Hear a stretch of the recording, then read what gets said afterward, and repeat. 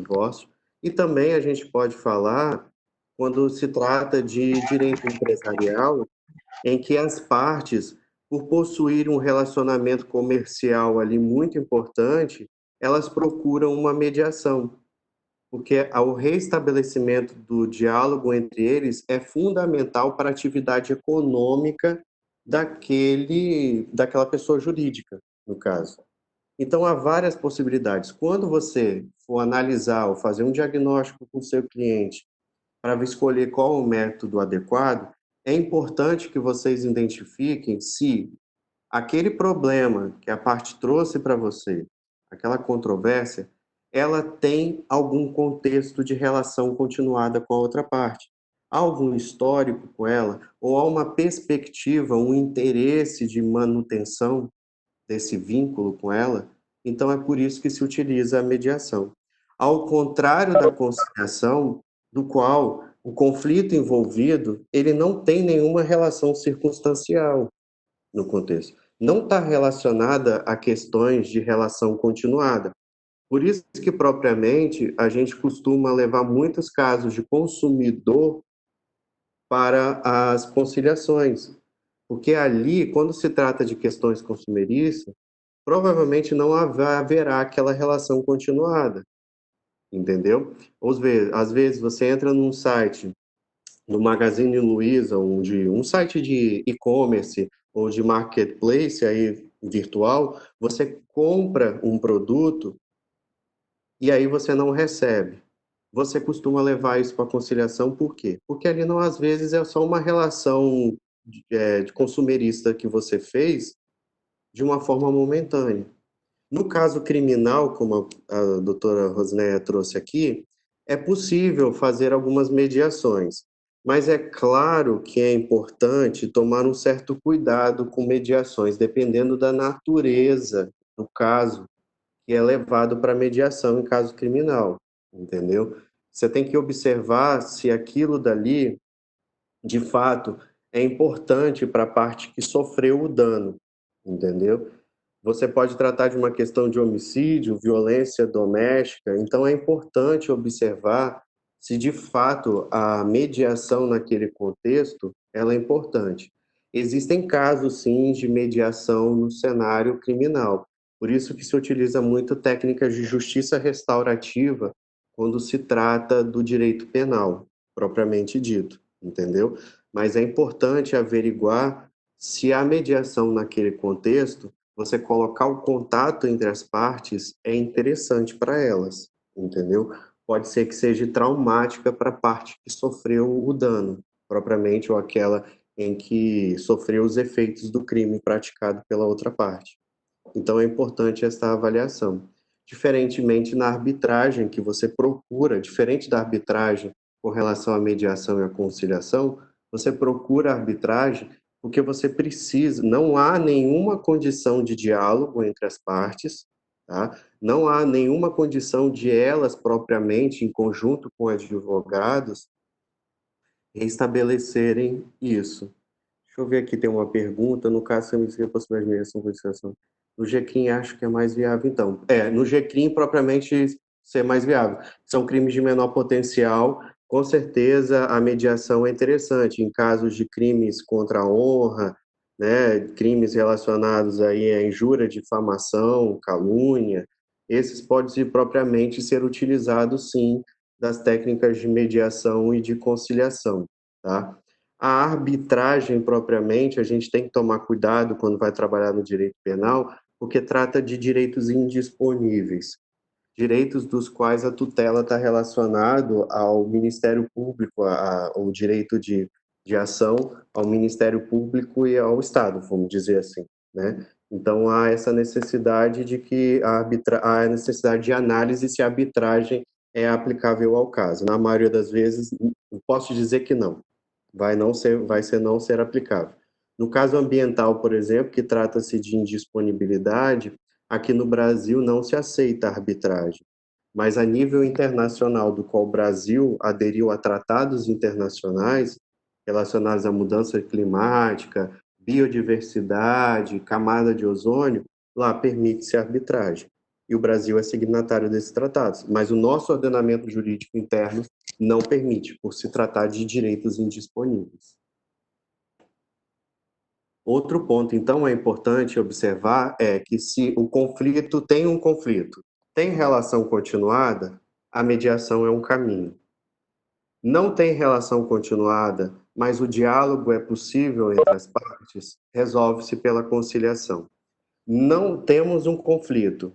Não é possível o diálogo entre as partes. Elas não têm o mínimo de necessidade de dialogar. Ou esse conflito, ele precisa de ajuda de um profissional técnico ou até mesmo jurídico para que faça a decisão pelas partes, e as partes não querem buscar o poder judiciário, elas se recorrem do método da arbitragem da pessoa de um árbitro para poder fazer isso, de um ou de dois ou de três árbitros ou propriamente de uma câmara de arbitragem para poder fazer isso, tá? Ficou claro para todos vocês essa diferença dos três métodos? É importante analisar a natureza dele, o profissional, qual é o objetivo de cada um e a natureza do conflito. Basicamente, a diferença entre a mediação e a conciliação, que muitos confundem, é mediação busca o diálogo. O mediador está ali para restabelecer o diálogo, o foco dele é o diálogo. Em contrário, a conciliação, o objetivo, o foco do conciliador é o acordo. Então, ele vai propor, o conciliador vai fazer propostas. O mediador, ele não faz propostas, tá? E em seguida é importante analisar a natureza do conflito. Existe no conflito uma relação continuada, um histórico, caso de mediação. Não existe uma relação. A ausência de vínculos trata-se de uma relação circunstancial, caso de conciliação, tá? Por isso, senhores, que é importante lembrar que quando um advogado ele tem um conflito, nos próprios contratos de resolução, nos próprios contratos advocatícios, ou contratos que a gente presta consultoria para os nossos clientes na sua elaboração, no caso de qualquer controvérsia dentro dele, a gente pode colocar cláusulas escalonadas, do qual o conflito ele inicia por uma mediação, depois, caso na mediação não seja possível a resolução, encaminha-se para uma arbitragem, ou, se não é possível no arbitragem, podemos ir direto para o Poder Judiciário, entendeu? Isso é chamado de cláusulas escalonadas. Podemos prosseguir? Alguma dúvida de vocês com relação? Riane, acho que a Patrícia, ela levantou a mão aqui. Eu não sei se ela está querendo falar alguma Perfeito. coisa. Patrícia? Ah, eu acho que, pelo menos ela está aqui no sistema com a mão levantada. Entendi. Patrícia, se você quiser participar a qualquer momento, Foi pode sem falar. querer que ela levantou. Ah, tá. Foi sem querer. Ah, então tá. Perfeito. Vamos evoluir então aqui. Eu trouxe para vocês um exemplo da mediação. Depois de a gente ter diferenciado os métodos, a gente vai partir agora propriamente para o que é a mediação, tá? Eu trouxe aqui um conceito de mediação de uma das profissionais mediadoras mais famosas, é uma brasileira, ela que propriamente posso te dizer que inseriu a mediação aqui no Brasil. Hoje ela reside nos Estados Unidos, que é a professora Maria Nazaré Serpa. Ela possui um livro muito interessante a respeito da mediação, eu posso compartilhar com vocês depois. O nome, eu não tenho ele em PDF, nem em e-book, mas o nome eu posso compartilhar e alguns textos interessantes dela eu também vou colocar à disposição aqui para nós. Ela vem a trabalhar um conceito de mediação como um processo sui generis, privado e voluntário, não adversarial, informal e flexível, de negociação assistida, ou seja, há a presença ali de terceiros, que é o caso do mediador e também dos advogados para auxiliar as partes, entre partes revestidas de total poder de decisão, ou seja, o poder de decisão das partes estão ali presente, onde um terceiro interventor neutro e imparcial, através de técnicas multidisciplinares, conduz as partes à identificação, reconhecimento e harmonização de seus interesses para a resolução de um conflito, eventualmente tendo em vista um acordo. É importante com esse conceito lembrar da última aula que a gente tratou dos interesses e das posições, que está relacionado ao conflito. Lembre-se do que se tratava as posições. Posições eram o que eu quero, ao contrário do que os interesses é o porquê eu quero aquilo. A mediação, ela foca nos interesses. A mediação, o mediador, ele vai fazer mediante técnicas que as partes elas identifiquem, reconhecem e harmonizem seus interesses. Então, esse é um foco. Por isso que o mediador, quando ele tem o objetivo de buscar o restabelecimento do diálogo, é para que as partes, com o restabelecimento da relação entre elas no processo de mediação, elas possam prestar informações para que, de forma conjunta, elas encontrem elas juntas encontrem opções de ganhos mútuos. Lembra de quando a gente falou na aula passada de que o negociador, pelo método Harvard, ele busca gerações de opções de ganhos mútuos? Ou seja, é importante que a gente também, o mediador, bem como os advogados, busquem os interesses das partes no processo de mediação. É importante saber o porquê. Porque quando a gente descobre o porquê eu quero aquilo, é mais fácil de você enfrentar o conflito. E também será mais positivo um resultado final. É certo de que as partes sairão de forma mais satisfativas daquele processo, porque o consenso alcançado ao final, que poderá se tornar num acordo, ela será mais satisfativa para as partes. Então, o processo de mediação, a gente busca também os interesses das partes. Ao contrário que um conciliador, de fato, ele também pode fazer a busca por interesses, mas ele vai focar basicamente, ele vai focar nas posições das partes, nos pedidos delas e propostas delas. Então, é por isso que é importante a gente trabalhar os princípios da mediação. Dentro dos princípios da mediação, a gente identifica a imparcialidade do mediador, a isonomia entre as partes, a informalidade, a autonomia da vontade das partes, oralidade, confidencialidade e decisão informada. A imparcialidade das partes, a imparcialidade do mediador está relacionado à sua relação entre as partes. Ele não está ali para defender ninguém, ele não está ali para o interesse de ninguém. A isonomia das partes está basicamente ligada a que um mediador, dentro de um processo de mediação, ele tem que garantir uma certa igualdade.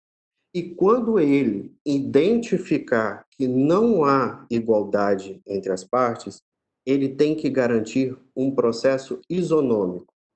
Ou seja, é importante que o mediador ele garanta a igualdade entre as partes. Por exemplo, vamos supor que você venha a mediar com uma parte que tem um poder econômico, um poder de influência maior do que você, uma parte que possui certo incentivo maior ou poder de persuasão perante você. É importante que o mediador, no processo de mediação, de uma forma saudável, ele venha a garantir essa isonomia entre as partes. Por isso que se trata de isonomia, né? É tratar os iguais de forma igual e os desiguais de forma desigual. Nem sei se eu falei certo, mas acredito que seja. Porque é importante que ele garanta isso. Com relação à informalidade, é que a mediação, ela não tem um processo físico, ela não tem um processo estanque, ela é flexível. A informalidade, aqui é claro que a gente vai trazer para vocês as etapas do processo de mediação, mas essas etapas são meramente didáticas, porque o mediador, ele tem, como eu disse, assim como o negociador, criatividade e dinâmica. Desde que ele respeite os princípios éticos do Código de Ética de Mediadores, da Câmara ao qual ele faz parte, ou se ele é um mediador extrajudicial não vinculado a uma Câmara, o mínimo ele cumpra os requisitos éticos do Conselho Nacional, no caso do CONIMA, que é um Conselho Nacional voltado para mediadores, tá? ou se ele faz parte de um processo judicial de mediação ou de uma mediação judicial, que eles cumpram os requisitos do Código de Ética estabelecidos pelo CNJ. Então, por isso que a informalidade do mediador é na questão de criatividade e dinâmica. É um processo flexível. Não existe propriamente etapas. Você não vai ver isso numa sessão de mediador, o mediador falando, agora vamos partir para a etapa tal, vamos partir para a etapa tal. Se você fizer a leitura do Código de Processo Civil e da lei de mediação, vocês vão observar que não se fala sobre os procedimentos da mediação, as etapas da mediação, por causa da informalidade dela. Outro ponto importante é a autonomia da vontade entre as partes. Lembre-se, o mediador ele foca propriamente, ele está ali, o objetivo dele é no restabelecimento do diálogo. E que a autonomia da vontade das partes, por ser um método autocompositivo, são as partes que irão decidir. São elas é que irão alcançar o consenso. São elas é que vão definir, de fato, quais serão os termos do acordo delas alcançados no processo de mediação. Por isso que a autonomia da vontade é muito importante, ao contrário da arbitragem e do processo judicial que a gente conhece. Ao levar uma demanda ao Poder Judiciário ou a um processo arbitral, será o árbitro que irá decidir, tá? Mas é importante a gente destacar que é possível, tá, gente? Assim como num processo judicial acontece no decorrer deles, no início, como a gente sabe, no 334 do CPC, ou a gente conhece alguns outros dispositivos que a mediação e a conciliação possa ser feita a qualquer tempo no processo judicial, na arbitragem também é possível com que o árbitro ele queira realizar uma conciliação. Ele abra espaço para uma conciliação ou uma mediação dentro do processo arbitral. Mas isso daqui não vem ao caso a gente trabalhar sobre o processo de arbitragem, mas só dizer que é possível, assim como o processo judicial, realizar conciliação e mediação dentro do processo arbitral. A oralidade é fundamental. Por isso que a oralidade ela está diretamente ligada à confidencialidade. Todas as informações que são ditas no processo de mediação são confidenciais, tá? Tanto que é muito comum, se você participar de um processo de mediação judicial e de mediação extrajudicial, o mediador, ele já diz no início que todas as informações ali ditas, elas não são colocadas num termo de acordo, tá? Ou que o mediador, ele só irá também levar uma informação que uma parte lhe diz para a outra com autorização dessa parte, tá? Ou seja, se uma parte diz que quer uma coisa para o mediador numa sessão individual, o mediador irá perguntar para ela se ele tem a autorização de levar essas informações para a outra parte. No mesmo sentido é tratado entre mediador e advogados. E se em caso de insucesso de um acordo final ou de um consenso num processo de mediação, as informações levadas naquele processo, naquela sessão de mediação, não são reduzidas a termo. Sem contar também que toda mediação, num discurso de abertura de um mediador, ele vai lhe falar da confidencialidade e de que ele também não poderá ser arrolado como testemunha para qualquer processo que vier a ser judicial ou até um processo arbitral que venha a acontecer. Ou seja, o que é dito no processo de mediação é totalmente confidencial.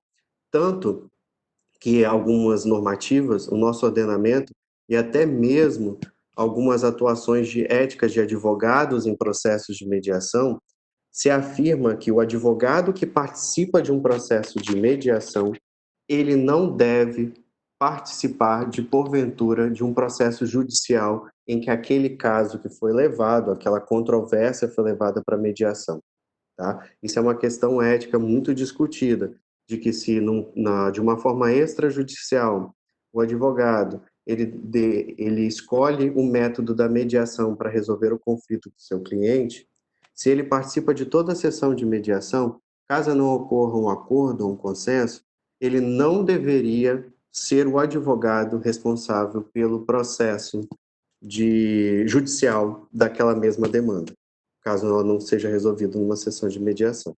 Esses são pontos que são discutidos dentro da teoria da mediação ou entre os estudiosos da mediação. Outro ponto importante é o da decisão informada. Por que esse princípio é fundamental? Ele está diretamente ligado também à figura do advogado.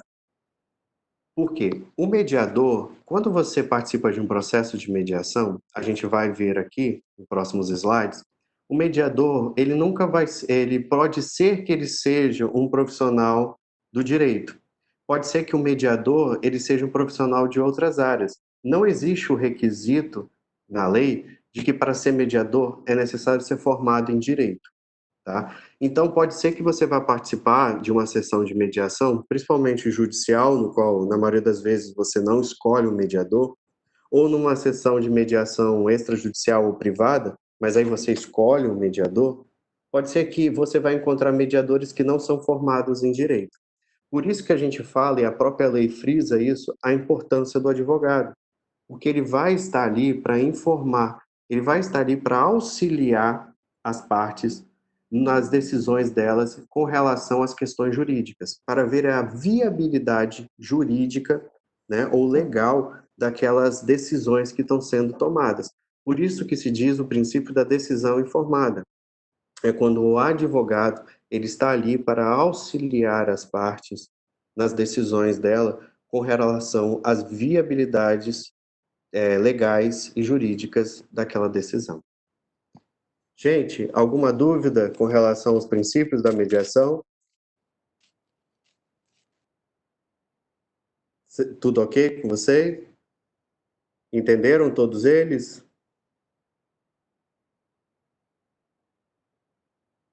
Cada um deles? Se alguém tiver uma dúvida, pode perguntar. Pessoal, se vocês quiserem intervir, vocês podem intervir, tá? Não tem problema não.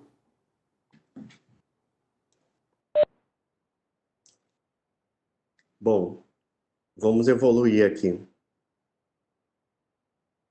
E agora, quem é o mediador?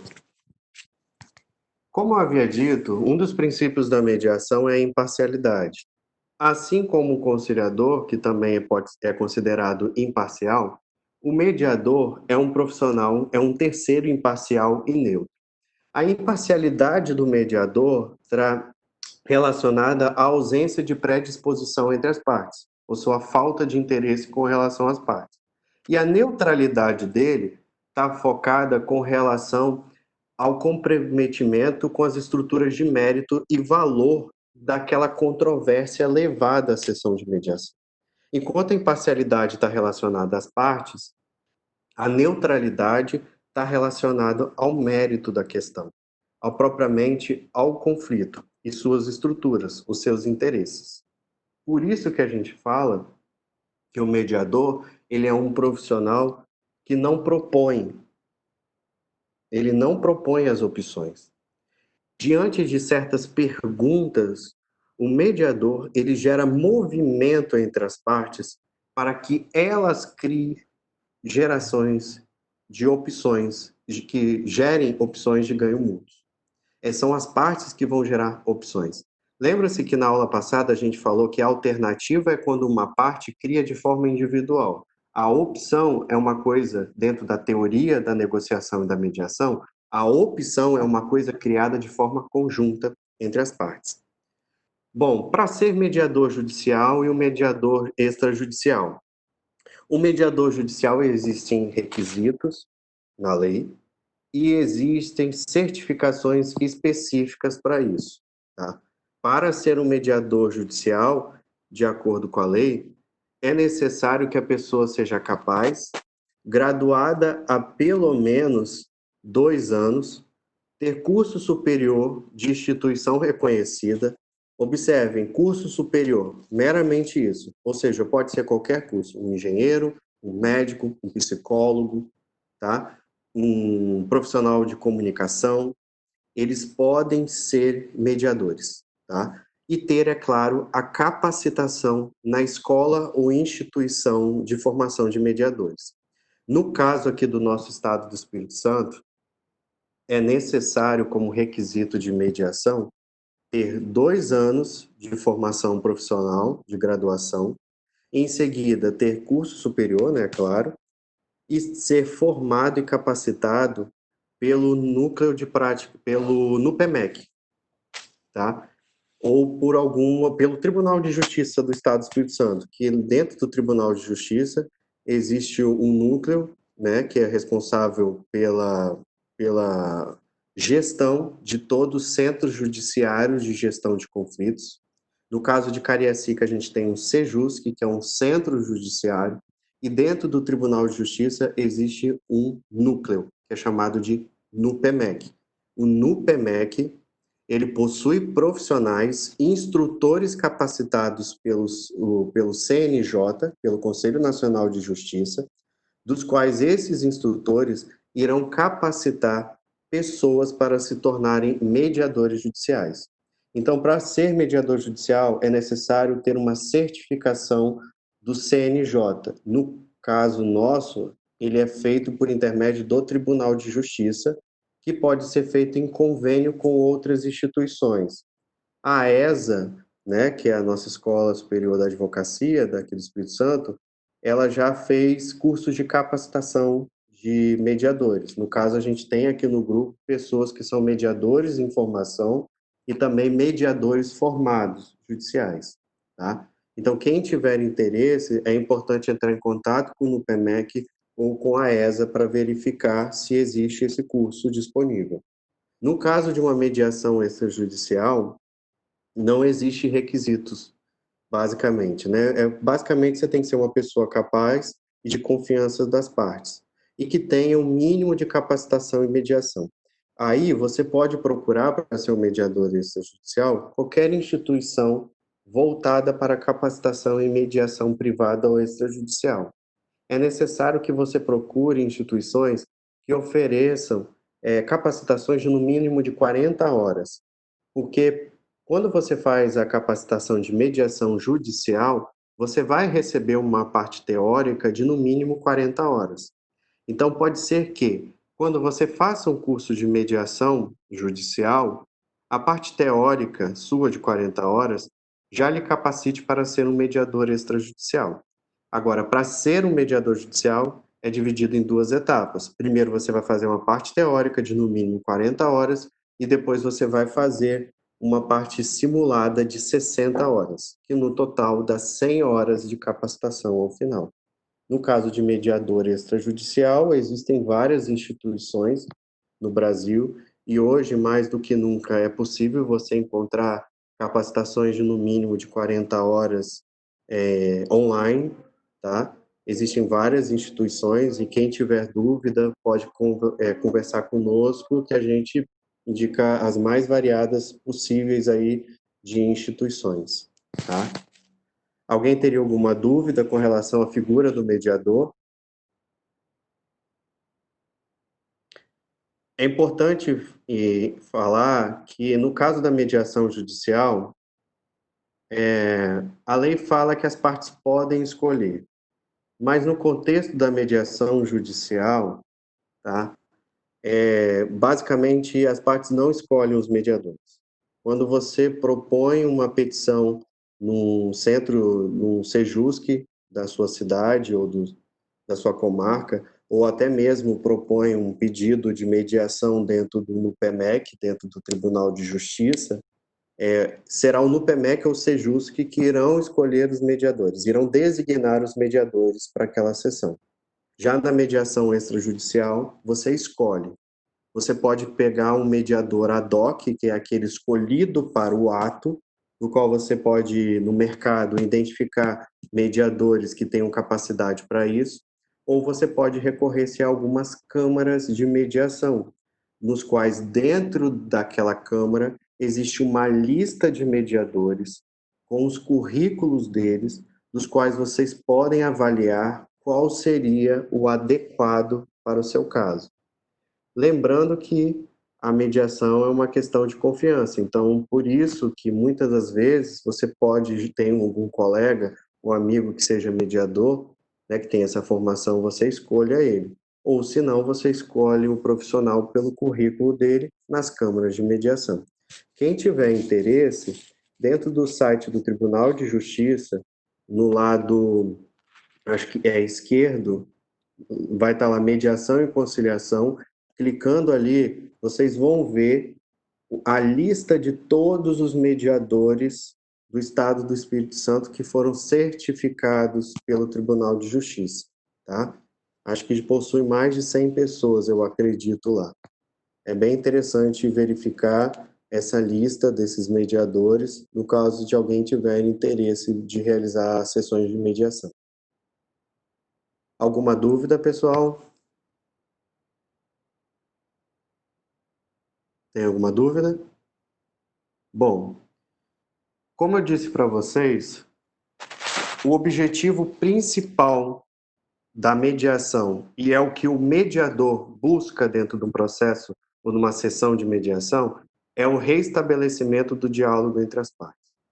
A partir do momento que as partes elas reestabelecem o diálogo e costumam adotar atitudes de colaboração entre elas, elas começam um processo de troca de informações internas. Essas trocas de informações, elas podem ser feitas entre parte e mediador, que depois o mediador passa para outra parte, lembrando da confidencialidade, é claro, que a outra parte tem que autorizar essa informação, ou se não, se o mediador conseguiu fazer um restabelecimento do diálogo, pode ser que as partes, dentro da própria sessão do processo, elas mesmas começam a fazer essas trocas de informações com o auxílio de seus advogados. Então, quando é feito o restabelecimento, começa-se o processo de troca de informações que leva-se ao consenso. Alguns estudiosos da mediação dizem que existem dois objetivos principais da mediação, que é esse restabelecer o diálogo e a troca de informações. Outros dizem que não, é só restabelecer o diálogo, pois a troca de informações é uma questão, é uma consequência natural de quando você alcança o entendimento colaborativo diante do processo. E isso leva ao consenso. Aqui eu trago a palavra consenso, que pode ou não ser um termo de acordo. Pode ser, senhoras e senhores, que ocorra dentro de um processo de mediação o reestabelecimento do diálogo. Mas as partes procuram não decidirem entre elas ali qual vai ser o acordo entre elas. Pode ser que encerra-se o processo de mediação, tá? E aí elas pegam e resolvam seus problemas mundo afora, fora da sessão de mediação, tá? Exatamente. E isso também é muito bom para o mediador, né? Quando acontece isso, né, Riane? Exatamente. A grande satisfação nossa é quando a gente identifica, né, Aline, que eles conseguem resolver os problemas deles lá fora, né? Sim. E que propriamente... Apesar de a gente sempre mostrar que o Sejusc está de portas abertas, né? Que pode mudar, não precisa ser exatamente aquela decisão para sempre, mas a gente sempre, o bom mediador, a finalidade é que eles consigam restabelecer o diálogo e que, de preferência, eles mesmos consigam resolver sem voltar para o Sejusc, né? Essa é a intenção. Porque existe menos dor, né, quando acontece isso, na maioria das vezes. Então, fica bom para todo mundo. É um ganha-ganha. Exatamente, exatamente. E é importante afirmar aqui que quando se alcança um consenso e esse consenso ele vira um termo, né, um termo de acordo da sessão de mediação, se for uma mediação judicial, ele irá se transformar num título executivo judicial, porque é claro que o juiz responsável por aquele SEJUSC, aquele centro judiciário, ele irá homologar esse acordo, tá? E em se tratando de sessões de mediação que ocorreram em câmaras de mediação ou que ocorrem fora das portas do Poder Judiciário, mediações extrajudiciais, elas se transformam em títulos executivos extrajudiciais, ou seja, igual aos contratos. Tá? Alguns costumam levar a cartórios para reconhecimento, outros procuram pegar aquele acordo que foi feito numa mediação extrajudicial e peticionarem ao Poder Judiciário para que ocorra a homologação, para se transformar no título judicial. Mas é importante afirmar que, se foi realizada uma boa mediação, pouco importa para as partes se aquilo é ou não um título executivo judicial, porque é claro que aí vem um compromisso entre elas, dentro daquele processo. Por isso que nós, mediadores, fazemos muito testes de realidade com as partes, para afirmar, você consegue ou não cumprir aquilo que você se propôs aqui, entendeu? Sem contar também, que é muito comum, a gente observar que se o diálogo foi reestabelecido, as partes, quando acontece qualquer infortúnio no decorrer do tempo, elas solicitam novamente uma nova mediação, de forma amigável, ou elas mesmo liguem em contrato e realizam negociações com o auxílio de seus advogados. Você vai falar mais adiante na questão da abertura, né, na declaração, que os mediadores, eles pedem muito a colaboração, mas também a boa-fé. Porque quando eles falam com a boa-fé, ambas as partes já falam assim, bom, se ele falou, então ele vai cumprir. É uma das diferenças da conciliação, né? Porque na Exatamente. conciliação é uma sugestão e pode ser que não venha se cumprir. E se não tiver nenhum ruído, até mesmo na mediação, quando foi feito, eles conseguem se adaptar ao novo acordo, às novas oportunidades que vêm surgindo. Então, isso que é importante e é o legal da mediação em si. Exatamente. É que a gente também tem que. Desculpa, eu vou intervir aqui rapidinho. É porque a gente também tem que verificar também que a conciliação, muitas vezes a conciliação é só a pontinha do iceberg, entendeu? Então aquela aula anterior que ele mostra o iceberg, entendeu? Muitas vezes a conciliação ela vai resolver aquele problema que é imediato, mas ele não vai resolver o problema, não vai resolver a relação, não vai talvez restabelecer o diálogo entre as partes, entendeu? Então as diferenças entre a mediação e a conciliação às vezes está aí. Ele consegue resolver o problema na conciliação, né, que é aquele imediato que está ali na nossa, mas não restabelece nenhum diálogo para trás, entendeu? Então fica por isso que até no curso, né, quando a gente faz lá na judicial, mostra para gente que muitas das vezes conseguir o acordo não é muito importante, né? É uma consequência do restabelecimento do diálogo, entendeu? Então, às vezes, eu via, às vezes a gente se frustra, né, de não conseguir um acordo depois de uma sessão de mediação, entendeu?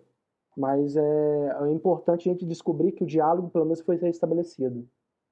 Mas, na verdade, eu fiz até uma mediação no qual a gente não conseguiu chegar num consenso final, mas não existia mais ruído entre eles, mas tinha que respeitar aquele tempo. Eles tinham que respeitar um tempo do divórcio, entendeu? Então, assim, agora eu não estou preparada, mas a gente designou uma outra sessão que aí, né, a gente conseguiu respeitar tanto os advogados quanto os mediadores aquele momento das partes, porque eles queriam entender até mesmo o que aconteceu, entendeu? Então, isso também é muito legal.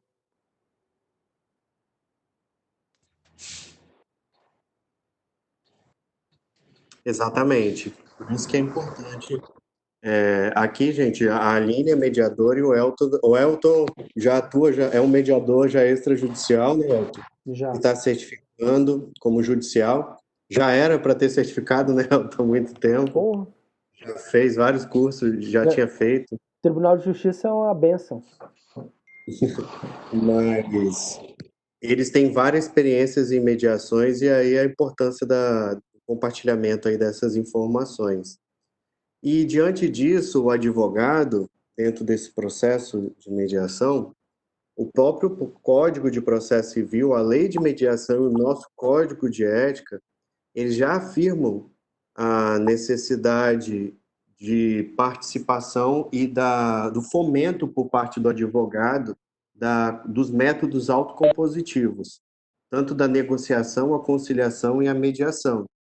Então, o código ele deixa de forma expressa essa necessidade da presença dos advogados para as sessões de mediação judicial, né? E também em casos de mediação extrajudicial. E é claro que a gente conhece no 334 do CPC que quando o juiz designa essa audiência, ali naquele momento acontece uma sessão de conciliação ou de mediação entre as partes, ao decorrer do que você pediu, é claro, na sua petição inicial. E é claro que a própria lei afirma a necessidade do advogado. Lembre-se do princípio da decisão informada, os mediadores pode ser que eles não sejam advogados, sejam formados em direito. E mesmo que sejam formados em direito, eles não estão ali para dizer ou auxiliar as partes em casos da juridicidade ou da legalidade da decisão delas. Isso cabe à figura do advogado fazer isso. Então, é por isso que é importante afirmar a necessidade de advogados em sessões de mediação judicial e em sessões de mediação extrajudicial. E é claro que a própria lei de mediação afirma novamente, a 13.140, de 2015, a necessidade dos advogados, e o nosso próprio Código de Ética, ele afirma que são deveres nossos, dentre eles, a necessidade de estímulo a métodos autocompositivos. Então, é importante a gente adotar essas medidas de mediação e de conciliação entre as partes. E mais do que nunca, nesse momento de pandemia, diante da situação das audiências, da existência de audiências, né, presenciais, mais do que nunca nós vamos ter que utilizar esses métodos autocompositivos, dentre eles a negociação. E quem sabe a oportunidade de mediação e conciliação em câmaras privadas, por exemplo, que lá existem profissionais capacitados para auxiliar as partes, se o caso, é claro, demandar uma mediação e uma conciliação. Por isso que é importante, lembre-se na nossa aula anterior, na etapa de planejamento para uma negociação, aquela etapa de planejamento para negociação, ela pode ser usada e deve ser usada por um advogado também no planejamento para participar de uma sessão de mediação ou de conciliação e também de arbitragem. Então, é lá naquele momento que o advogado, diante de um exercício da narrativa das partes, fazendo aquelas perguntas, ele diagnostica o caso e identifica qual é o tratamento adequado para aquele, qual é o método que eu vou utilizar. Por isso que é importante.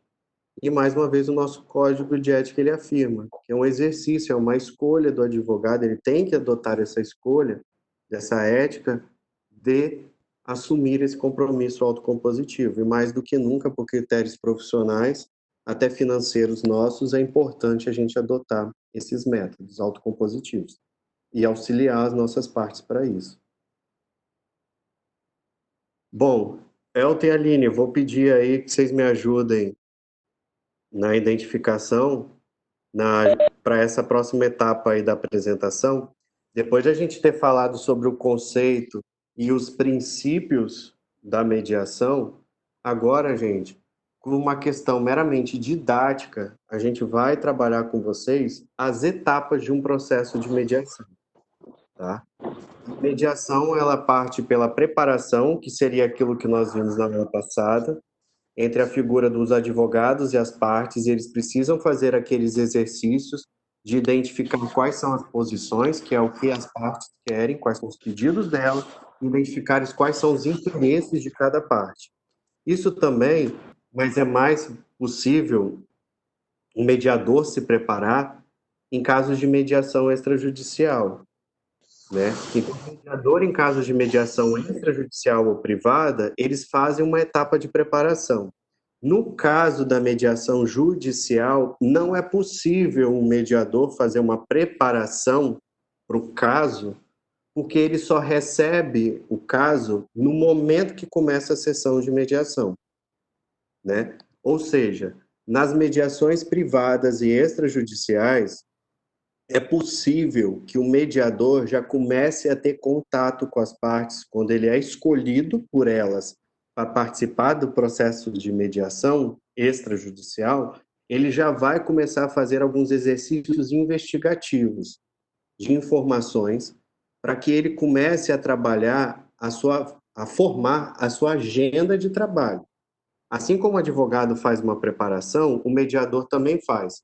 Mas essa preparação do mediador, afirmo aqui, eu friso, ela só é possível na mediação extrajudicial.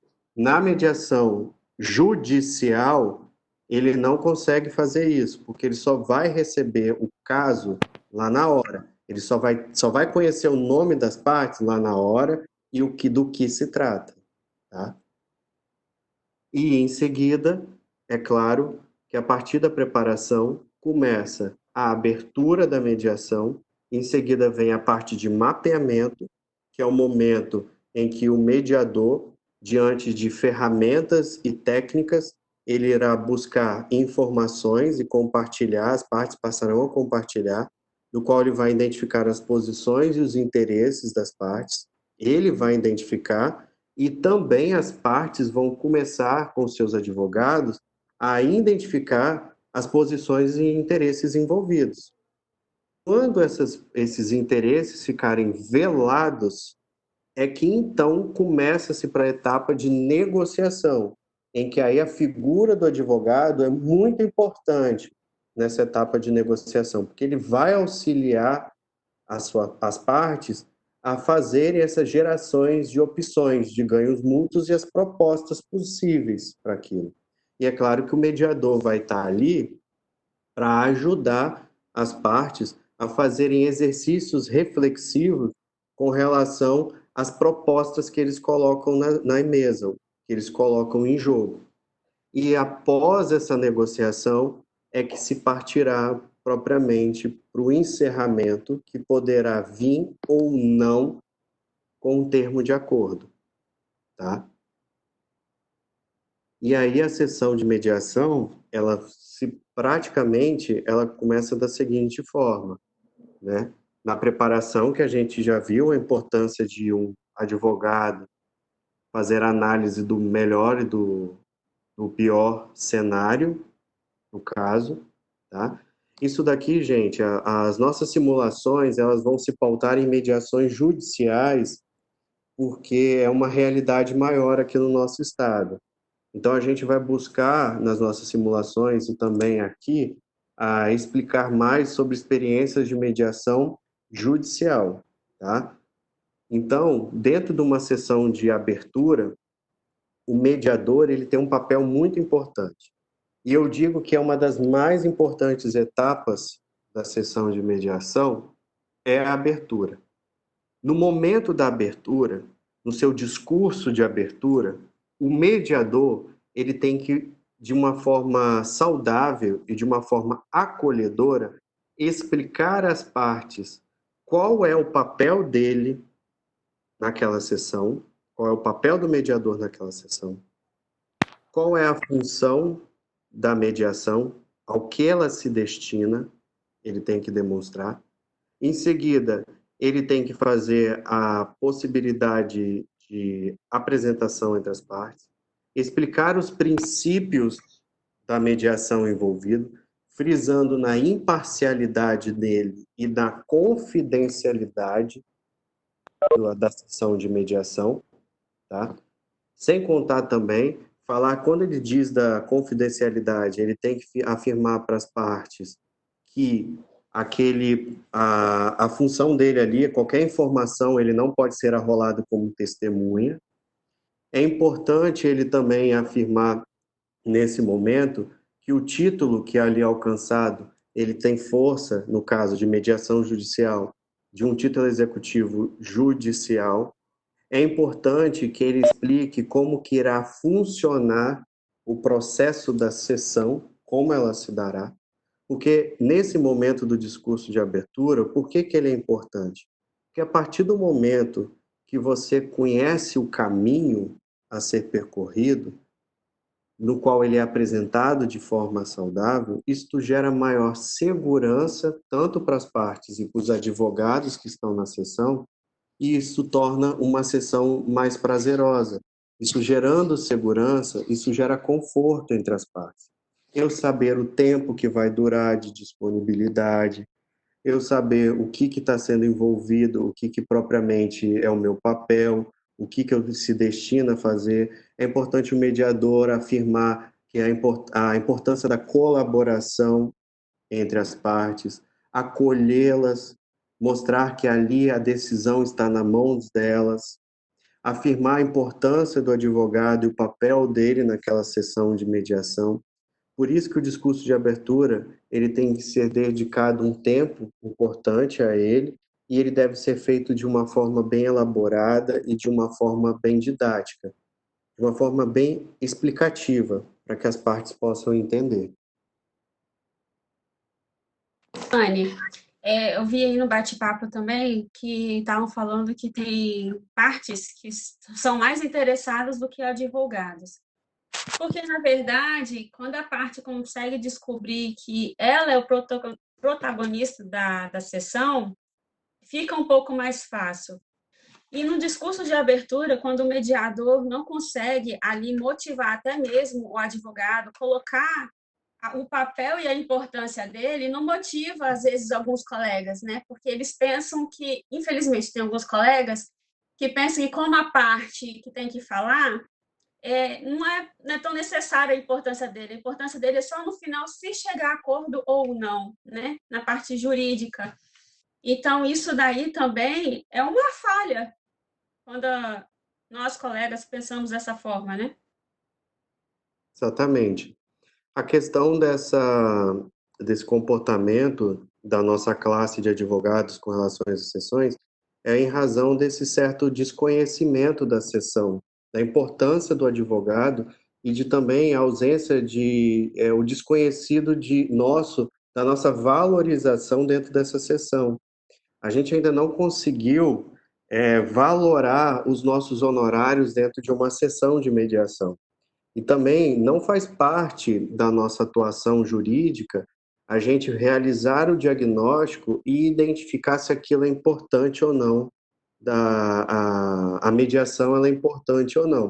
É Então, essa verdade. atuação do advogado é uma espécie de desconhecido, é um local desconhecido, são águas desconhecidas. Então, a gente entra numa sessão de mediação muito desconfiados do que está acontecendo ali. E na maioria das vezes as sessões de mediação judicial, elas são designadas pelo juiz e na maioria das vezes sem o consenso entre as partes e seus advogados. Então, quando chega numa sessão de mediação, o primeiro papel do mediador, quando ele identificar isso, é inserir o advogado, acolher o advogado, colocá-lo dentro do processo dessa sessão de mediação em conjunto com as partes, frisando a sua importância dentro daquele processo. Não é a nossa cultura ainda é uma cultura do litígio. Então a gente ainda não incorporou muito essa cultura colaborativa, tanto que existe um movimento aí de práticas colaborativas na advocacia, né? E existem também movimentos de certificação para advogados em mediação, é para incitar esse papel. Nós somos, como advogados, nós somos bons dentro do processo judicial e bons negociadores. A gente só precisa tirar um pouco essa cultura aí do litígio da nossa, da nossa mente e tentar descobrir também, nos valorar nas sessões de mediação com relação até aos nossos honorários, né? E isso é Uhum. importante. E já tivemos aí várias palestras de advogados que demonstraram isso, né? A importância de auxiliar numa autocomposição, na chegada de uma conciliação aí no acordo, né? A gente já teve, acho que alguma palestra acho que o Dr. Cássio Drummond, que ele falou a Isso, respeito disso, né, que muitas das vezes a gente valoriza muito o que é judicial e o extrajudicial, né, ou a autocomposição fora do judiciário, de uma forma menor. E ele faz o contrário, entendeu? Porque ele acha que se ele consegue resolver no extrajudicial, logicamente que ele poderia receber um pouco melhor do que se ele ajuizar uma ação. É um processo, é litígio, é demorado no extrajudicial, ou seja, pelo Sejusc, numa mediação, ele conseguiria valorar mais os seus honorários, até porque é questão de custo e tempo, né? Uhum. Então, É porque é interessante que eu estou vendo que a Lohane está falando que. Acho que eu tirei aqui que eu estou no tablet, então é difícil ler. Muitos chegam armados, né?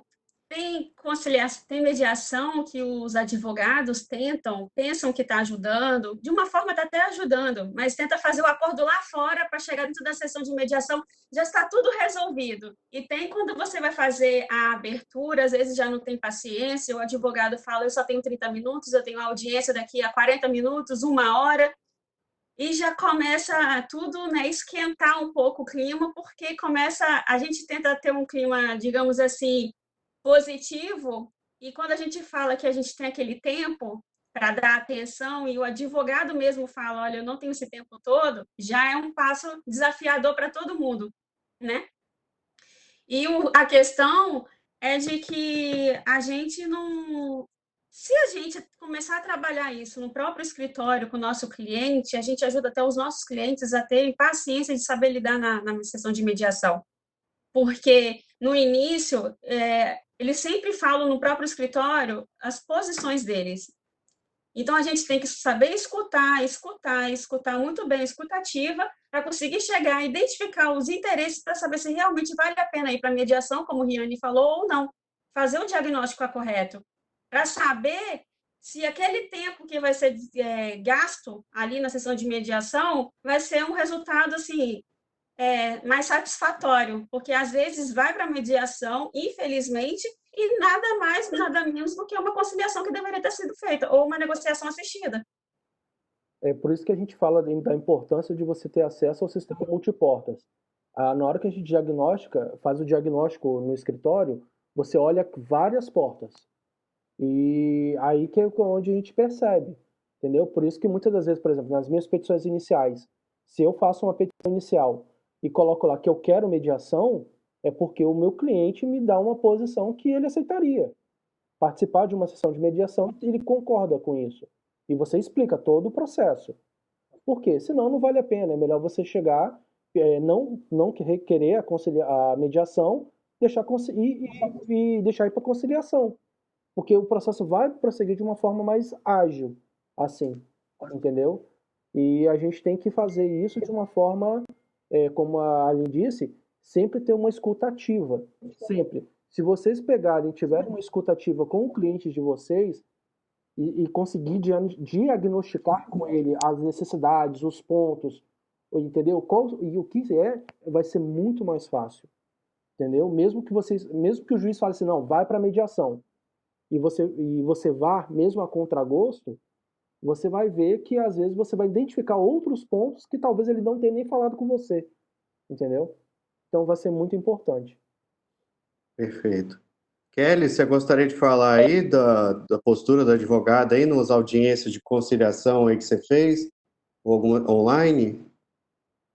Olá, boa tarde a todos, a todas. Olha que oficina cheia, viu, Riane?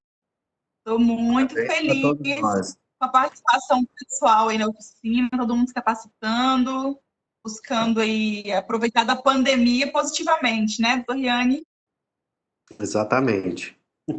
Bom, fazer uma audiência agora por videoconferência no quarto juizado especial. O doutor Riane pediu que nós falássemos um pouquinho sobre a experiência de fazer essas audiências online, né? Tive uma pequena dificuldade. Está conseguindo me ouvir? Sim, estamos te ouvindo. Dificuldade ainda estou tendo com a internet, com a qualidade da conexão, né? Da rede, e assim, é um problema que a gente realmente pode vir a ter. Todos sabemos que o sinal de internet não está bom em todos os lugares do Brasil, né? Acho que por conta aí do confinamento e do uso, o aumento do uso da internet por parte das pessoas, fez com que o sinal de internet ficasse um pouquinho ruim mesmo. E hoje, na minha audiência, eu tive um probleminha logo no início com a conexão, e aí nós tínhamos aqui o plano B, o plano C, o plano D, enfim, vários aparelhos, né? Porque a gente tem que se preparar para isso. Então, assim, uma dica de experiência própria que eu vivenciei agora é estarmos sempre preparados com outras alternativas de internet, a fim de realizarmos a audiência online aí de forma produtiva, né? O que eu observei também, tenho observado, é em relação à empatia, né? É muito comum nas audiências de conciliação nós criarmos a empatia, inclusive é uma técnica aí de negociação. E nas audiências por videoconferência, isso fica um pouco prejudicado, porque não tem aquele olho no olho, tete a tete, aquele contato, aquele aperto de mão, de abraçar envolvendo a mão, enfim, de colocar-se de forma mais amigável, né, com a parte contrária. Tudo que é virtual, né? O abraço virtual não é igual ao abraço presencial. E assim as audiências também presenciais têm esse diferencial da proximidade das partes. Eu percebi que tanto nas sessões de julgamento quanto nas audiências, nós temos que trabalhar mais a criação de empatia por conta da barreira tecnológica. Então, é uma técnica que tem que ser aperfeiçoada, né? Sobre a conversa com o cliente antes da audiência também é de extrema importância. Orientar o cliente de como vai ser a audiência, né? Como que vai funcionar, em que momento ele pode falar, né? Para ele ficar seguro, sabendo como vai desenrolar a audiência, o que vai acontecer no passo a passo ali da audiência. E nós fizemos também isso, nós sempre ligamos para o cliente. Quando o cliente participa da audiência, da casa dele, né? Nós fazemos um teste antes. Quando o cliente não participa, que é o caso da Justiça Federal, que é facultativa a presença da parte, a gente mantém o cliente online no WhatsApp, falando para ele das propostas, se ele aceita ou não, se está satisfeito, né? Então, eu acho que é importante ter esse contato com o cliente antes e durante a audiência, independente de ele estar participando dela ou não. Sobre a questão da audiência em si, doutor Riane, acho que as técnicas de conciliação estão sendo passadas aí de modo geral, né? A gente continua usando todas as técnicas de negociação e mantendo a questão da criatividade nas propostas, buscando pensar fora da caixinha e apresentando propostas alternativas para não engessar ali a negociação e evitar com que a ancoragem, que é uma das técnicas também, o ajuste, né, não sejam usadas de forma inadequada durante a negociação. Então, também isso é importante, são noções que nós aprendemos aí nas matérias de conciliação, mediação, negociação, que são aplicadas na prática, né, que são muito úteis, especialmente nas audiências online, em que há uma insegurança subjetiva, né, por conta do novo.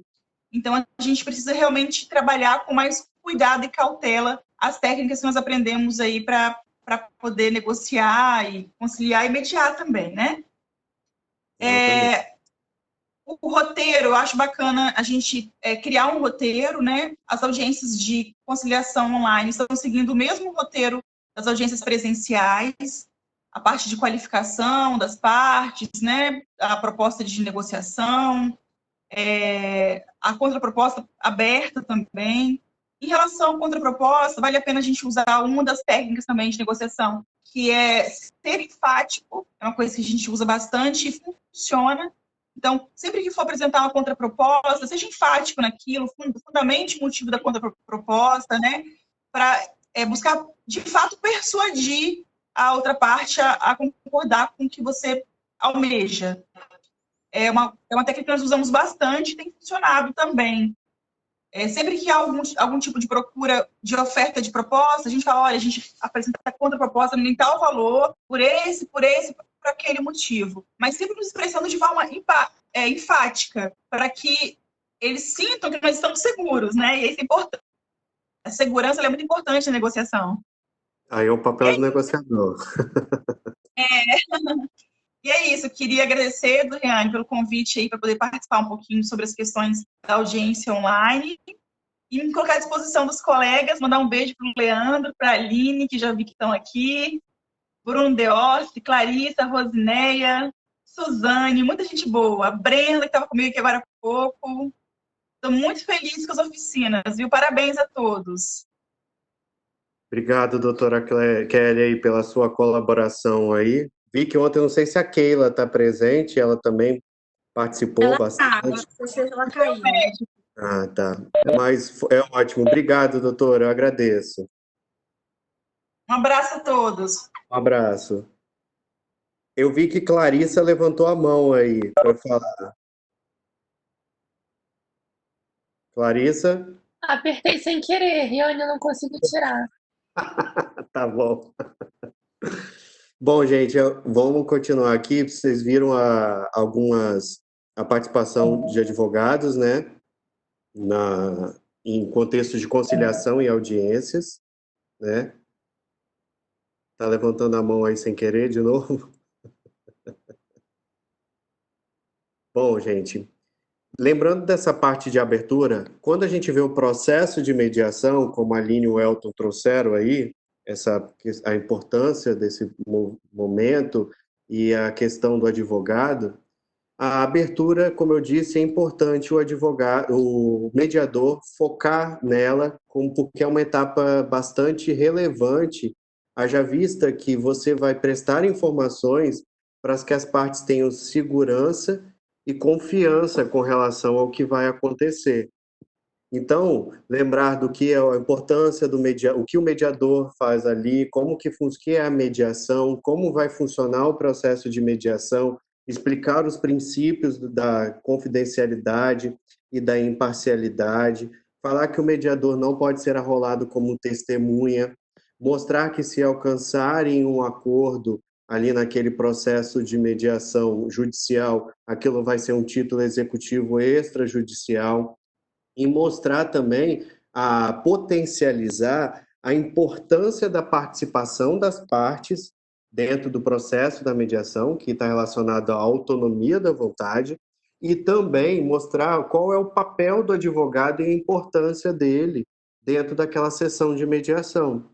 Esses são pontos bastante importantes de serem colocados pelo mediador em seu discurso de abertura.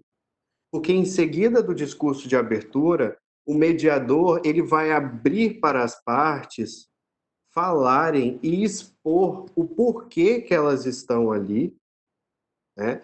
Explicarem a causa, a controvérsia, o conflito entre elas, se apresentarem, bem como dar ao advogado a oportunidade de fala. Então, esse é o momento em que as partes começam a demonstrar informações iniciais, né? E então é um Lembrando momento. também que no final da abertura da declaração, o mediador pergunta às partes se elas aceitam, né, aquelas condições que foram ali impostas, se eles estão de acordo, aí sim vai para outra etapa, né? Exatamente, bem lembrado. Você afirma se eles querem continuar naquela sessão, se é do interesse deles continuarem, se eles estão de acordo com as regras, né, ali demonstradas pelo mediador. Justamente por ser um procedimento voluntário. Exatamente, a voluntariedade das partes, princípio importante. Isso daí, que é a partir disso que aí as partes têm a palavra com seus advogados. É importante que nesse momento o mediador faça a escuta ativa, prestar atenção nas informações que as partes estão trazendo, e aí vem a figura de uma importante ferramenta do mediador, que é a realização de um resumo. O mediador, ele pode fazer resumos individuais, ou seja, uma parte seu advogado fala, ele vai e faz um resumo, né? Resumo oral. Ele fala, é claro que ele possa se utilizar ali de um papel para ir anotando algumas informações para as partes.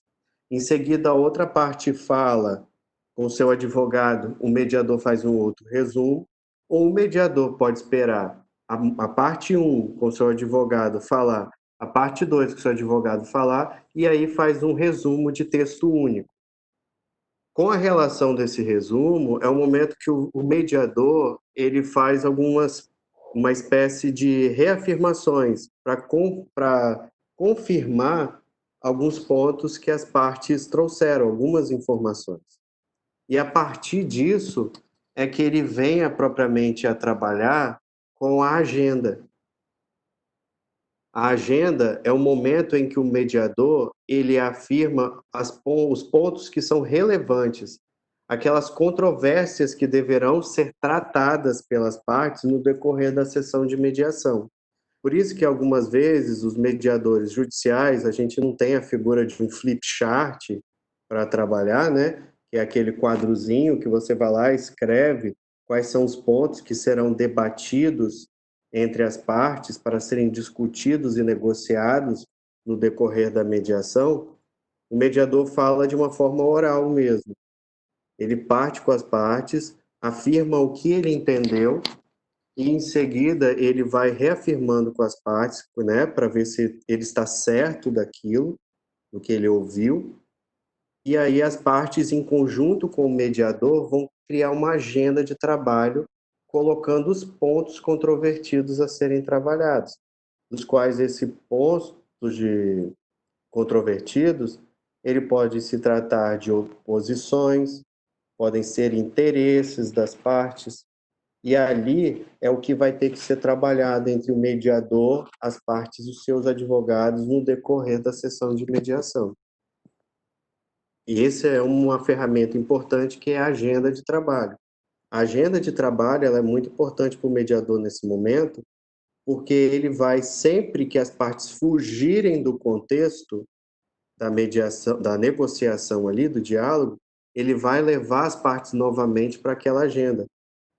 Por isso que é importante o mediador reafirmar quais são os pontos a serem trabalhados, a serem negociados, para que toda vez que houver um deslize das partes de saírem, o mediador vá trazê-las novamente ao contexto.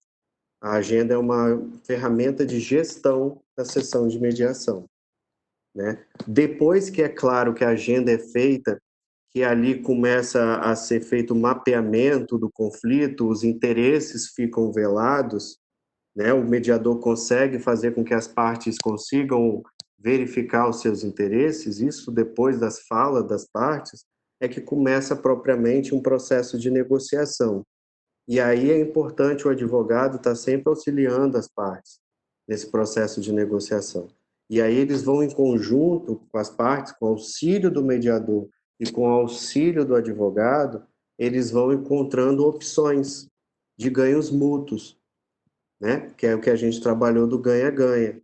E aí é um momento em que o mediador vai utilizando, em conjunto com as partes, várias ferramentas. Entre elas a gente tem o brainstorm, que é as chuvas de ideias. As partes, o mediador incita as partes a fazerem uma espécie de reflexão de ideias e jogá-las à mesa, que seriam várias alternativas, né, para a criação de ganhos mútuos, que é um momento de pensar fora da caixinha, e é claro, para cada opção daquela colocada à mesa, ou cada proposta colocada à mesa, o mediador, em conjunto até com os advogados, eles fazem testes de realidade para ver se aquilo é viável ou não de ser cumprido pelas partes.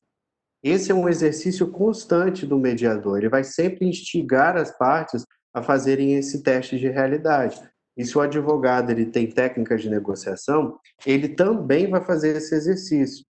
Vocês se lembram do Batna e Watson, que seria o melhor e o pior cenário? O mediador, ele também, quando o advogado, ele não ajuda, o advogado e as partes não conseguem, né, ter esse momento reflexivo prévio ou no decorrer da mediação com relação ao melhor e o pior cenário, o mediador ele ajuda as partes também a alcançarem essa visão do melhor e do pior cenário, caso eles não consigam encontrar um consenso naquela sessão de mediação, né? E aí a gente vai falar um pouquinho aqui para frente sobre cada técnica de uma forma para apresentar para vocês, e a partir do momento que as partes cheguem a um consenso, é feito o encerramento, que pode ter um acordo ou não, né? Como a Aline trouxe para nós, ela disse que é uma grande satisfação de nós mediadores também, é que algumas vezes as partes saem da sessão sem um acordo escrito, mas elas voltam para casa junto com seus advogados, ou para o escritório dos seus advogados, e lá eles elaboram um termo deles. Eles elaboram um contrato, elaboram um consenso entre eles. E isso para nós é bastante gratificante. porque é claro que o nosso trabalho propriamente foi feito como mediador, que é restabelecer o diálogo entre elas, tá? Então, diante de todo, o processo de mediação ele funciona dessa forma, gente. Ele começa com a preparação, abertura, o mediador apresenta, em seguida é feito o mapeamento, momento que as partes falam, momento que o mediador elabora resumos, momento que o mediador elabora uma agenda, em seguida é partido para negociação e depois evolui para um encerramento com um termo ou não de um acordo. Tá? Basicamente, de uma forma didática, é assim que funciona um processo de mediação. E aí, gente, para no decorrer da sessão de mediação, existem várias ferramentas que o advogado, o mediador e o negociador, eles possam se utilizar. E dentre essas ferramentas, o qual a gente chama que existe um termo muito utilizado por uma grande mediadora estudiosa aí do tema, a Tânia Almeida, ela também tem um livro chamado Caixa de Ferramentas, no qual ela trabalha várias ferramentas em que o mediador e também até mesmo os advogados possam utilizar. Clarissa, quer falar?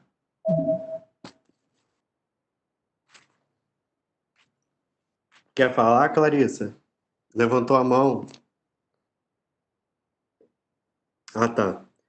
Bom, gente, dentre as ferramentas que o mediador utiliza e as partes, nós temos a escuta ativa, a normalização, validação de sentimentos, o afago, o rapport, o caucus, brainstorming, gerações de opções, resumo, teste de realidade, troca de papéis e até mesmo o próprio silêncio. Essas são algumas ferramentas, existem várias, mas de uma forma mais simples e exemplificativa, a gente trouxe essas que a gente iremos trabalhar agora nesse momento com vocês. Lembrando da figura do rapport, que é importante nesse momento de abertura, que é o momento de que você cria essa ligação, essa sintonia, essa empatia com a parte. Antigamente, nós mediadores tínhamos técnicas presenciais para fazer isso. Hoje a gente não tem, porque não estamos no contexto online. Como é que eu faço um rapport, um acolhimento adequado com a parte? Antigamente você tinha cafezinho, você tinha biscoito, bala com as partes, conseguia cumprimentá-las. Hoje não é mais possível isso. Então é um momento que a gente vai ter que se reinventar de como a gente pode fazer isso. Em nossas simulações nós iremos fazer esse teste de como a gente pode fazer um rapport num ambiente virtual entre as partes. A escuta ativa é uma das mais importantes ferramentas, tá? A escuta ativa, ela é uma ferramenta estratégica, tanto para o mediador, porque ele vai estar ali ouvindo o que as partes estão trazendo, e na cabeça dele ele vai começar a elaborar um processo de gestão para criar e restabelecer o diálogo entre as partes. E em seguida, ele é também a escutativa, uma ferramenta estratégica também para o advogado e para os negociadores envolvidos. É um momento em que atitudes, bons ouvintes, eles vão, no momento de escuta, eles vão procurar as áreas de interesses, eles não irão julgar o conteúdo da pessoa. Lembre-se do método Harvard, foque no problema e não nas pessoas. Ele vai se abster de ajuizar, de focalizar nas macros ideias. Ele será uma pessoa bastante flexível, a escuta ativa ela exige essa flexibilidade. Ele é uma pessoa bastante focada, não vai qualquer distração que possa ocorrer dentro da sessão não vai ser distraído. Por isso que a gente sempre pede que se desligue o celular numa sessão de mediação, porque o celular é uma distração. E é importante que a cada movimento, a cada informação, um advogado e um mediador, ele elabora alguns resumos mentais daquela informação. A escuta ativa ela é uma técnica que é contínua.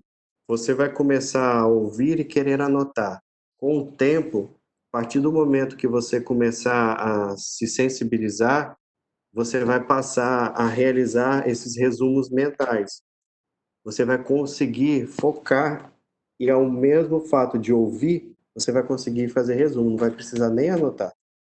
Então, a escuta ativa é uma das coisas que a gente precisa bastante treinar, porque a gente tem a mania de querer fazer uma pergunta e já ter a resposta para ela. Não, se você faz uma pergunta é para você ouvir a outra pessoa. Então, é por isso que é importante a gente treinar esse momento de escuta ativa, prestar bastante a atenção. Porque lembre-se, fazer perguntas e ouvir é estratégico. A outra parte, ela vai falar. E informação é poder. Por isso que é importante a gente prestar bastante atenção no que a outra parte está falando. Porque um detalhe ele é bastante importante dentro de um processo tanto de negociação como de mediação, até mesmo para o mediador. Porque ao pescar alguma informação da parte, aquilo é uma coisa que pode ser bastante importante de ser trabalhada dentro de uma sessão de mediação. E a escuta ativa, ela tem também tanto o papel de ouvir, mas é também de ver. Antes, numa sessão presencial, a gente falava a chamada visão ativa. A gente conseguia observar certos comportamentos das partes, do quais as partes se comunicam de forma não verbal. 70, 80% da nossa comunicação é não verbal. Então, existiam momentos de certos comportamentos você conseguir identificar algumas informações, até mesmo que a parte possa te trazer, de desdém ou não, de acordo com relação ao que a outra está falando. E aí é uma questão de gestão para todos nós. Segundo ponto, que é bastante importante, é a gente saber perguntar dentro de uma sessão de mediação. Isso é importante tanto para o mediador quanto para o advogado, tá? Que vai estar ali auxiliando a sua parte. Existem vários tipos de perguntas. Eu trouxe apenas 6 de forma exemplificativa, que são as mais comuns. Existem perguntas abertas, que são perguntas de informação, tá? Que no qual você pode... A função dela é, quando você a faz, é para colher informação. Por isso, está sempre com a escuta ativa. O que você pensa sobre isso? Você pode me falar mais sobre isso? E aí é um momento, em razão da abertura que você dá, a parte lhe presta qualquer informação. Ela vai falar. E quando você faz uma pergunta aberta, você tem que ter estratégia. Ela tem que ser feita de forma estratégica. Em seguida, nós temos as perguntas fechadas, que elas estão relacionadas a controle daquilo. Às vezes você começa com uma pergunta aberta para a parte, e em seguida você faz perguntas fechadas para você conseguir, como é que eu posso dizer para vocês, filtrar as informações que são trazidas. Então, existem alguns exemplos simples de perguntas fechadas. Você quer a caneta azul ou vermelha? Ou, é claro, algumas mulheres perguntam para os seus maridos, quando chegam da rua, você foi ou não no bar? É uma pergunta de sim ou não. E dependendo da forma como você se comunica de forma não verbal com a sua esposa, ela já vai ter a resposta antes mesmo de você falar sim ou não, ou vai coçar a cabeça. Entendeu? Outras perguntas que existem são perguntas reflexivas, que são aquelas de autoconhecimento e que geram também até respeito, no qual, por exemplo, nós temos como reagiria a uma atitude a que o está a ter. É um momento de que o mediador ele pode fazer essa pergunta para uma parte, em sessões até individuais, propriamente, não com a outra parte, para que ela faça uma espécie de autoconhecimento interno. Respeito por você, mas também respeito pela outra parte. Em seguida, também nós temos perguntas circulares, que dizem respeito à comunicação e também reflexão, que, por exemplo, nós temos como é que o Senhor pode contribuir com o que vai acontecer.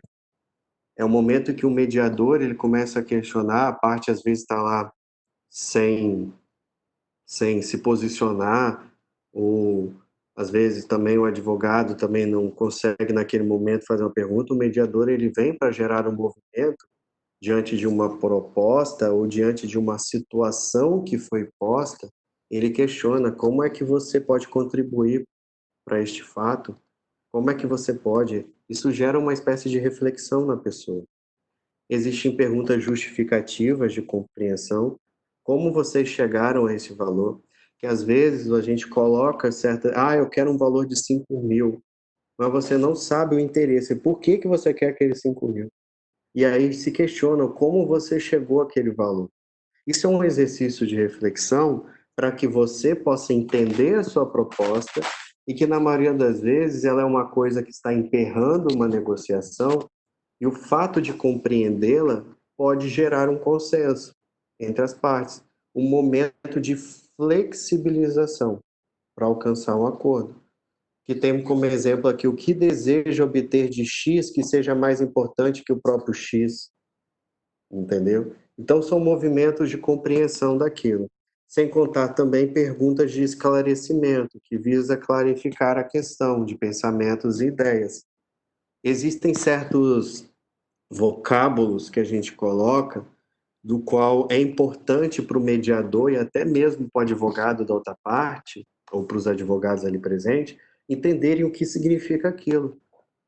O que quer dizer para você que é impossível falar com ele? Esse é um movimento do qual você começa a identificar. A pessoa às vezes fala, eu não gosto, eu uso até palavras fortes, eu odeio aquela pessoa, entendeu? Ah, não é justo isso. O que significa esse justo para você? Por isso que é importante o mediador tentar compreender o que significa justo para aquela parte, tentar compreender o porquê que é o impossível para ela. Então, é por isso que o mediador, com essas perguntas que a gente chama perguntas poderosas, eles começam a fazer esse exercício entre as partes. Isso é bastante importante para um movimento que vai levar ao restabelecimento do diálogo, que, por consequência, gera informações e, por fim, leva a um consenso entre elas. Em seguida, a gente tem técnicas de paráfrase e de contextualização. Lembra-se daquele momento em que, após o discurso de abertura, o mediador dá a oportunidade das partes se manifestarem e falar? Então, esse é o momento de que, a partir que o mediador, utilizando-se de sua escuta ativa, após ouvi-la, do qual ele vai realizar o seu resumo e vai realizar em seguida a agenda de trabalho, é importante o mediador fazer algumas paráfrases, que estimula a percepção do contexto fático e dá uma visão também mais positiva, porque na maioria das vezes, quando as partes iniciam uma sessão, elas vêm com discursos muito negativos, muito arraigados, de ódio. Então, o mediador, ele faz esse papel transformativo dentro da sessão. Ele transforma o linguajar. E aqui eu trouxe para vocês alguns exemplos de como que é possível a gente fazer essa paráfrase. A parte fala, ela não me escuta, parece que tudo o que falo entra por um ouvido e sai pelo outro. Esse é um linguajar comum. O mediador, quando ele vai fazer o seu resumo, ou ele vai iniciar o processo de construção da agenda, ele precisa ter reafirmar algumas informações para ele. Então ele vai e fala, você gostaria que ela lhe escutasse melhor? Certo? Há algo que você entenda que possa fazer melhor para que ela lhe escute de maneira com que deseja ser ouvido? Então, o mediador começa a transformar o linguajar dentro da sessão e ele começa a filtrar também as informações ali trazidas para que gere um ambiente mais saudável. Eu acho injusto ser multado. O mediador fala, se eu entendi corretamente, você acha que não seria justa a aplicação da multa? Até mesmo o próprio advogado, que poderia, se o advogado falasse, o meu cliente acha injusto ser multado. A pessoa, se o advogado chegasse e falasse, pelo que eu entendi, o meu cliente informa, ele acha que não seria justa a aplicação dessa multa. Ou seja, começa a criar um ambiente saudável, um ambiente colaborativo, uma nova seara de colaboração dentro de uma sessão de mediação. E isso é papel do mediador e isso também é papel do advogado, criar essa ambiência saudável dentro das sessões. Lembre-se das agendas e do resumo, Esse é outro importante, duas importantes ferramentas feitas após o discurso das partes. Lembre-se, discurso de abertura do mediador, em seguida as partes falam com seus advogados, é feito o resumo, é criada a agenda. O resumo é o momento de realização de uma síntese dos pontos principais identificados, e ele pode também, tá, gente, ser realizado em diferentes momentos. Não que é só realizado naquele momento após que as partes falam, lá no início da sessão. A cada momento, o mediador pode fazer resumo das partes. Imagine uma sessão de mediação que no mínimo dura 2 horas. Imaginem sessões de 4, 5 horas. É importante que o mediador sempre faça resumos. Que esses resumos, eles vão ajudar as partes a fixar suas opções e suas propostas, ou até mesmo consensos dentro do processo da sessão de mediação. E a agenda, ela é importante porque ela gera uma espécie de colaboração entre as partes, que é sempre importante. Não é o mediador que vai fixar os pontos da agenda. Ele pode até colocar, afirmando, deixe-me ver se eu entendi, se é esse o mesmo ponto que vocês gostariam de trabalhar nessa sessão. Estou correto? É esse mesmo o ponto que quer ser trabalhado? Em caso de divórcio, você quer ver a questão da partilha dessa casa que na rua tal, tal, tal, tal? As partes vão afirmar, sim. Vocês querem discutir a questão de uma indenização sobre isso? É correto? É isso mesmo que nós vamos trabalhar? Vocês pretendem? Então, esse é o momento da agenda. A partir do momento que o mediador, em conjunto com as partes, fixam os pontos a serem trabalhados, é um mecanismo de gestão. Toda vez que as partes quiserem sair do contexto, o mediador as traz novamente através da agenda. A agenda, ela tem essa importância, tá? Então, é fundamental que o mediador crie essa agenda em conjunto com as partes e a todo momento ele reafirme. Porque se aquilo foi construído de forma conjunta, você pode ter certeza, as partes não irão contestar no momento que o mediador as trouxer novamente para a agenda. E aí, nós temos, por fim, uma importante ferramenta que são as reuniões privadas, consideradas como caucus. Os caucus são oportunidades em que o mediador, a pedido também das partes ou até dos advogados, ele se reúna de forma individual com as partes. Essas reuniões individuais, elas podem acontecer até a qualquer momento de uma sessão de mediação. Pode ser, existem casos que até as sessões de mediação começam com reuniões individuais. As partes, elas não se encontram. Isso vai depender do caso. Por exemplo, caso de violência, existe um caso de divórcio em que a parte adversa é bastante agressiva, a outra parte não quer vê-la, mas quer iniciar esse processo de restabelecimento do diálogo. Então, as sessões podem começar de formas privadas. Pode ser que inicie com sessões conjuntas, né? Vamos supor, feito o discurso de abertura, o mediador costuma ouvir as partes. Algumas partes se tornam fechadas. E aí é um grau de percepção do mediador ao ver que aquela parte está incomodada naquele momento de prestar informações ou de falar.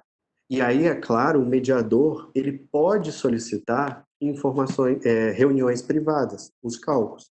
Ele pode querer suspender aquela sessão conjunta, combinar com as partes um tempo de 5, 10, 15 minutos, isso vem a cargo das partes e dos mediadores, e aí ele se reúne de forma individual, mediador, com a parte e o advogado.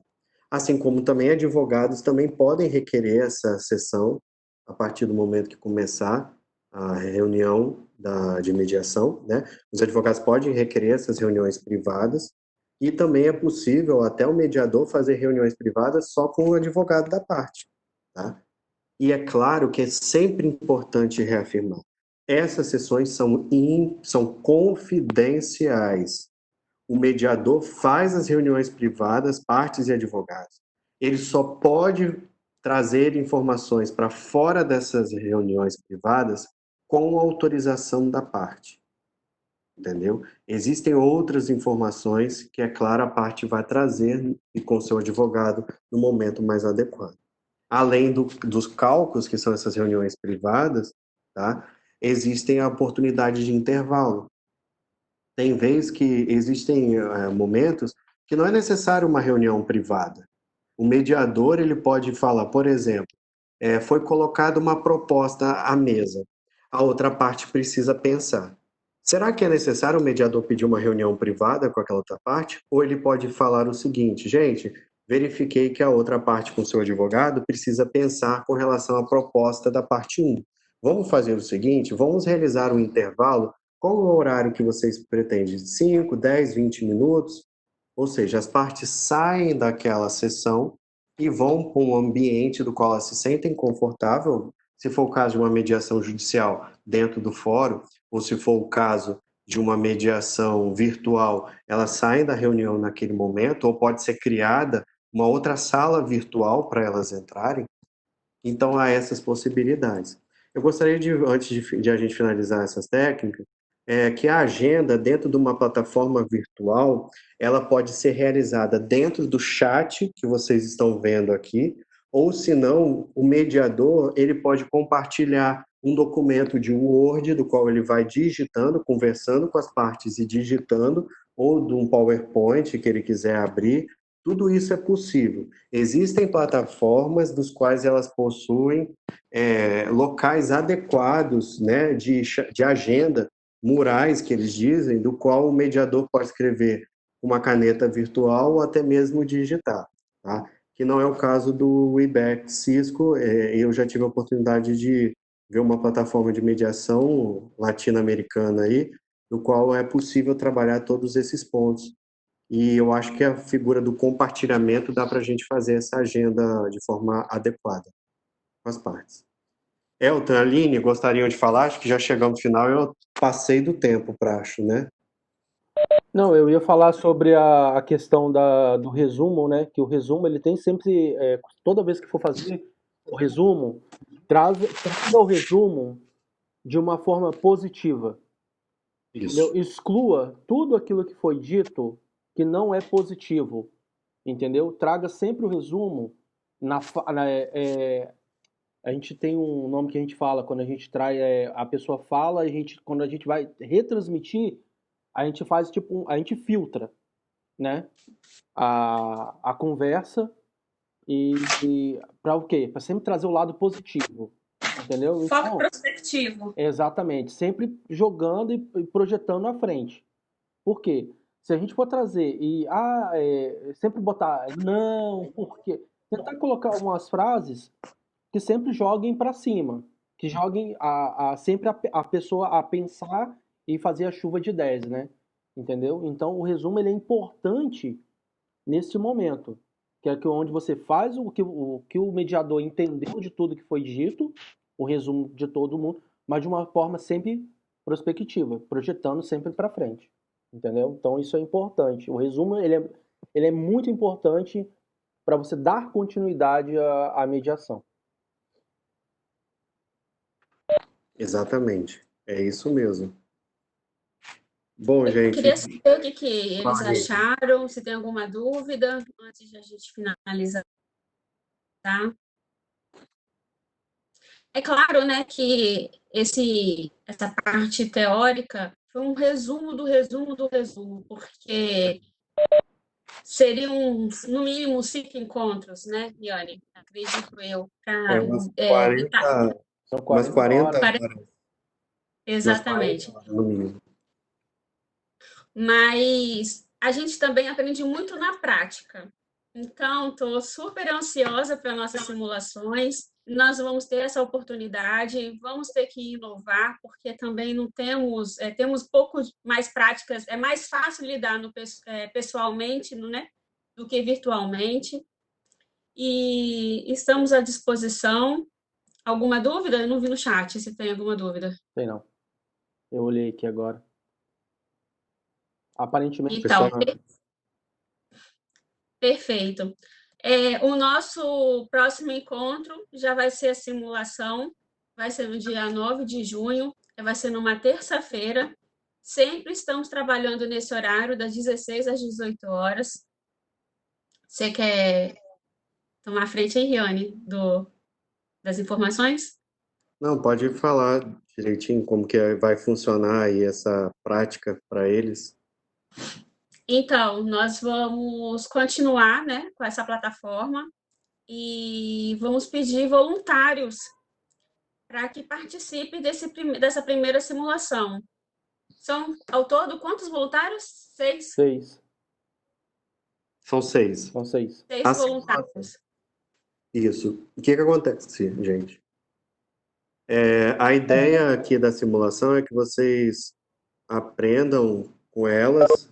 A gente vai ajudá-los a utilizar essas ferramentas dentro da plataforma virtual, algumas opções, para gerar essa ambiência, tá? A proposta nossa é que no próximo encontro, que vai ser da simulação, a gente venha com uma mediação familiar, tá? Uma mediação familiar online aqui na plataforma, do qual a gente precisaria de 2 mediadores, 2 advogados e 2 partes, tá?